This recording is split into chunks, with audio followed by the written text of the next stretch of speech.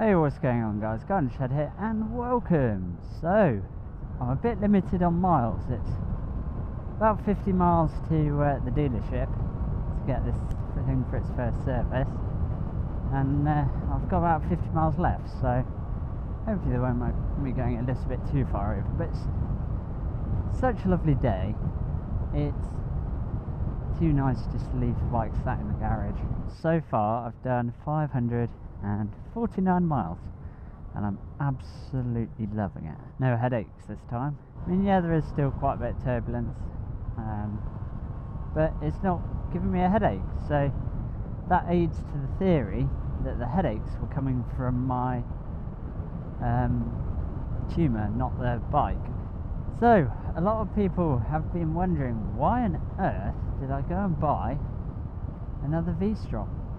I'm aware the Isle of Man videos, you should have seen one of them by now.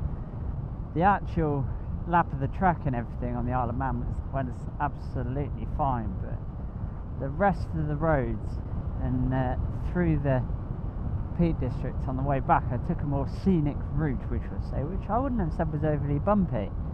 But doing 100 miles on that, I completely and utterly destroyed my shoulders. I was in agony. I'd had some brilliant days on the Isle of Man.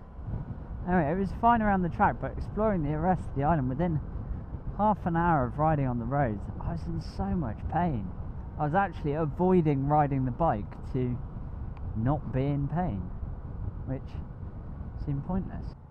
You know, you shouldn't really have a bike that you can't ride, and after all, that's why I ended up selling my R6. I loved it, and the Honda in the corners felt brilliant. It was really fun to ride, but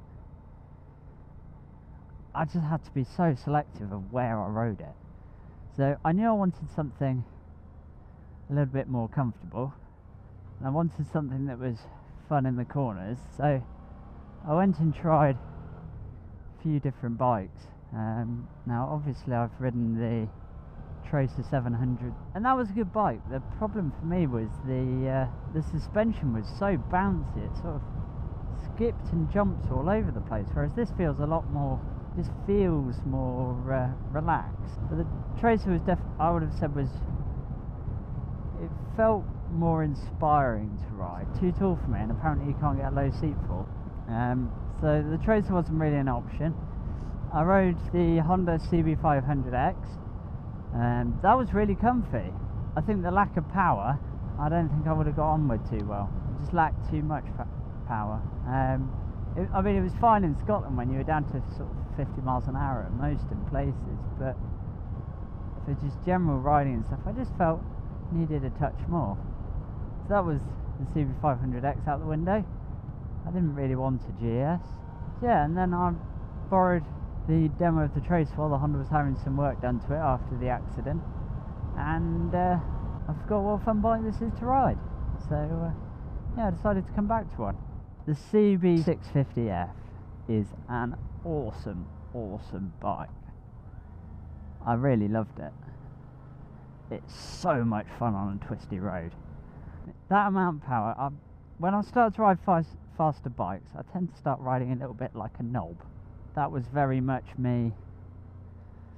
I was starting to get a bit quicker and a bit braver, and I thought, if I carry on this way, I'm going to end up in a hedge. I was sad to see the Honda go. There are a couple of things that I want to do to this.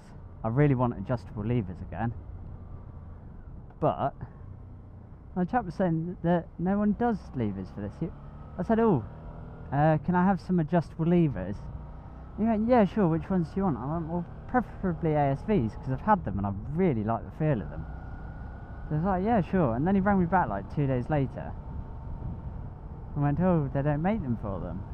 What brand would you like? I was like, well, what brand do they make? And he went, none. I'm not sure that's entirely correct. We shall see. Brake lever's adjustable, which is great, but the clutch is just a little bit of a stretch. Last time I discovered that the turbulence is a lot worse if you've got a camera on the side of your helmet compared to when I have it off. I decided I'm going to try and change the mirrors, because you can feel quite a bit of airflow coming off the mirrors, and see if that makes a difference. But I've got some sat in my garage, I've just yet to fit them. And plus the mirrors on this are so good, I don't really want to get rid of them. I think I might just put up with the turbulence. It'll be nice once I can wind this up a little bit more. At the moment it's a bit like riding a 125, keeping it under 5,000. I have noticed a couple of things that have changed about this bike since the first ones came out. So the fuel range computer's much more accurate. They've changed the tyres, I think, to a more road focused tyre. Normally, you know, tyres, I'm not a fast enough rider to notice the difference in tyres, but I've noticed, I think it's got Battle Axe Adventures on. They just don't seem as sticky as the trail wings that were on the previous ones. And I know that trail wings are more off-roady type tyre, doesn't seem to, I've noticed under braking, stuff like that, these are just a little bit more squirrely. And as for leaning over, like, I don't really think that I ride my bikes that fast, especially when I'm running them in. I haven't got, you know, massive corner angles on this or whatever, and I've almost hit the edge of the tyre. You know, on my Honda, okay, the tyres had much more of a side panel to them, but the tyres were, you know, I had about a centimetre of, maybe a bit over, maybe more like a centimetre and a half of chicken strip. Yeah, that's sort of the main reason why I bought a V-Strom. As I say, absolutely loving it. I think the yellow's nicer to look at. I really wanted a white one, but I couldn't get one. And this was so good, such good value, that it would have been stupid to go, no, I want a white one. Yeah, I'm really pleased with it so far. There are, like I say, a few bits I want to add to it, and kind of slide about handguards. I like having the wind over my hands, but in winter, a handguard might be quite nice. Probably some heated grips at some point. Yeah, the other great thing about this sort of bike over my CBR is the fact that the slow speed handling on these is much easier than it is on a sports bike. And although my balance is a hell of a lot better than it was, it's still not right.